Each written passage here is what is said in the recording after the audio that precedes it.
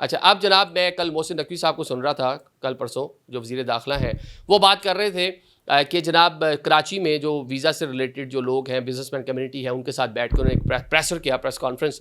उसमें उन्होंने कहा जी हम यूएई हुकाम से हम बात करने जा रहे हैं कि पाकिस्तानियों को जो आपने वीज़ा बहुत ज़्यादा रिजेक्शन कर रहे हैं, ये आप ख़त्म करें, क्योंकि हमारे लोगों को बड़ा मसला बना। साथ उनके एक और साहब बैठे थे, उन्होंने कहा जी कम से कम जो बिजनेसमैन हैं, अब सारे लोग जो यूएई है, जो दुबई है, मुत्तहिदा अरब अमारात है, वहाँ पे सैर सपाटे के लिए जाते हैं बड़ी तादाद में, क्योंकि दुनिया का आप कह लें कि वो इकॉनमी का हब बन चुका है। वहाँ बड़ी बड़ी कंपनीज ऑपरेट करती हैं। जो ताजिर तबका वहाँ जाना चाहता था, पिछले कुछ टाइम से बड़े बड़े कराची के जो ताजिर हैं, उनको भी वीज़ाज़ नहीं मिल रहे थे। तो ये मसला अब वज़ीर दाखिला के सामने रखा गया है। वो कह रहे हैं कि मैंने इसी 8-10 दिन में मैंने जाना है यूएई, तो उनके हुकाम के साथ बैठ के कम से कम ये मसला हम हल करवाएंगे कि पाकिस्तान को जो वीज़ाज़ वाला मामला है, इसको बेहतर किया जाए। और ये अब हल हो भी जाएगा, क्योंकि मैं दोबारा बात वही करता हूँ कि आजकल हमारा मुराल बहुत एज ए नेशन हमारा जो है ना, आज कहने की वैल्यू बढ़ गई है, वो इंडिया के साथ जो मामला शामलात हुए उसके बाद से।